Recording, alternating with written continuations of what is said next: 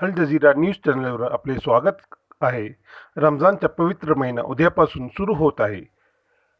Corona आणि रमजान विषयी बुलढाण्याची collector doctor सुमन चंद्रा यांच्या मुस्लिम बांधवांसाठी एक संदेश. आमच्या चॅनलला सबस्क्राईब करा, लाईक करा, शेअर करा आणि बेल आयकॉन दाबवा. अस्सलाम वालेकुम। ये संदेश मेरे मुस्लिम भाइयों के लिए है। महामारी के समय में रमज़ान का पवित्र महीना हमारे सामने है। इस महीने की इबादत मानवता को इस गंभीर संकट से मुक्त कर सकती है। चूँकि नोवल कोरोना वायरस शारीरिक संपर्क से फैलता है, सोशल डिस्टेंसिंग मतलब जिस्म की दूरी इससे बचने के लिए सबसे प्रभावी तरीका है। काबे में पिछले 2 महीने से तवाफ़ निलंबित की गई है और मस्जिद नबवी मदीना में और अन्य मस्जिदों में सामूहिक नमाज अदा करने की मनाही की गई है। भारी बारिश या मौसम की खराबी के दौरान पैगंबर साहब ने भी मुअज्जिन को ये ऐलान करने के लिए कहा था कि किसी भी मस्जिद में आने की ज़रूरत नहीं है और फ़र्ज़ नमाज घर पे ही अदा की जानी चाहिए। आप लोग ये याद रखें कि कोरोना की महामारी ख़राब मौसम की तुलना में कई गुना ज़्यादा ख़तरनाक है। ये भी याद रखें कि इस वक्त लापरवाही भरे व्यवहार से अगर किसी को नुकसान या किसी की मौत हो जाती है तो कानूनी तौर पर तो ये एक गंभीर अपराध होगा ही और इस्लाम के मुताबिक ये बहुत बड़ा गुनाह होगा।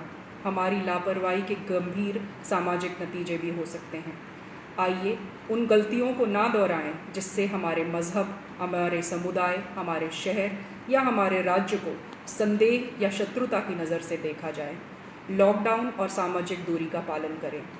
रमज़ान के महीने में हम में से कई भाई तरावीह की नमाज के लिए उत्सुक होंगे। हम जानते हैं कि ये फ़र्ज़ नहीं है। जब मस्जिद में जमात के फ़र्ज़ नमाज अदा नहीं हो रही है तो तरावीह के लिए मस्जिद में जाने का कोई कारण नहीं है।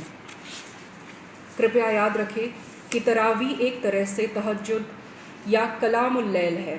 अन्य दिनों की तरह इसे भी घर में एकांतता में अदा किया जा सकता है और ऐसी गंभीर परिस्थिति में तो इसको घर पे ही अदा किया जाना चाहिए। हदीस और इस्लामी परंपराओं के अनुसार महामारी, युद्ध और मानव संकटों के समय में साथ ही अगर उनमें से किसी खतरे से डर है तो मुसलमान घर पर नमाज अदा कर सकते हैं।